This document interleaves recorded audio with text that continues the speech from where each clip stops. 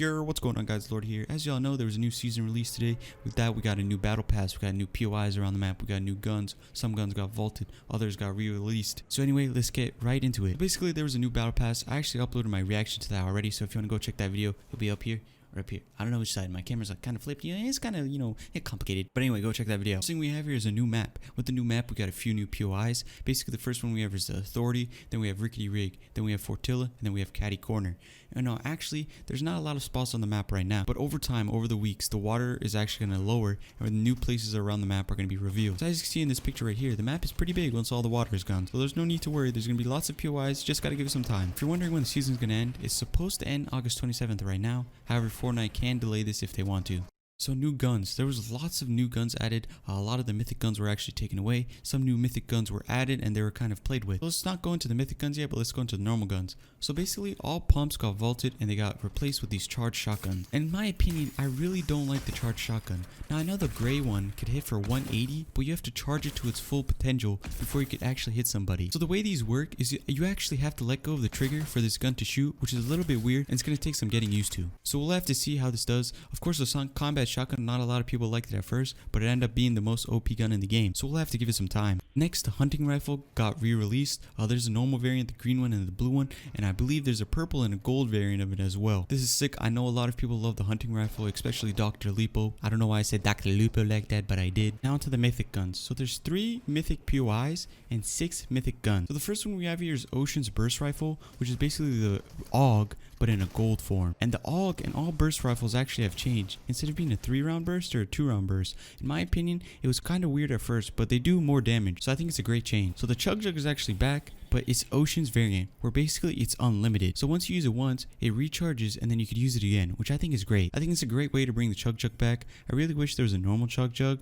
There might be, because there's a lot of normal variants of the mythic guns, so maybe we'll get the normal variant of the Chug Jug sooner or later. Next we have Jules Grappler and Jules Drum Gun. So the Drum Gun actually got nerfed. It doesn't fire as fast and it doesn't do as much damage, but the Grappler actually got buffed. So basically the new Grappler, Jules Grappler, is like the Batman Grappler. So basically once you grapple, you actually end up gliding towards the end of it, so you don't take any fall damage, and you could grapple really far. And then finally we have Kit's Charged Shotgun and Kit's Shockwave Launcher. So the Charged Shotgun is like the normal Charged Shotgun, it just does more damage. And then the Shockwave Launcher is like shockwave grenades, but in a grenade launcher form, which I think is great.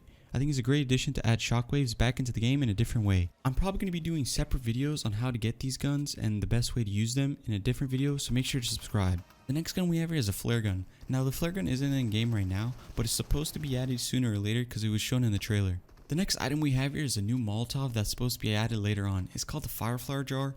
It's like a normal Molotov. We don't know much about it, but it is going to be added soon. So consumables have changed. Not only are there more consumables, but you could actually carry consumables in an item slot. So basically before, you could only eat them from the ground, but now you could eat them from your inventory, which is great. And there's a few new consumables added as well. So as y'all probably saw in the trailer, you're able to drive cars. Now that's not added to the game yet. I'm assuming we're probably going to be able to drive cars all around the map once the water lowers a little bit, when there's actually roads to get from one place to another. Now since there's water around the map, there's actually sharks that swim around, eat players, and you could actually kill them, and eventually probably we're going to be able to ride them like in the trailer. Here in this Tfue clip, you can see Tfue try to kill the shark, and the shark eats somebody else. I think this is insane. It's going to add some, weird things into the game.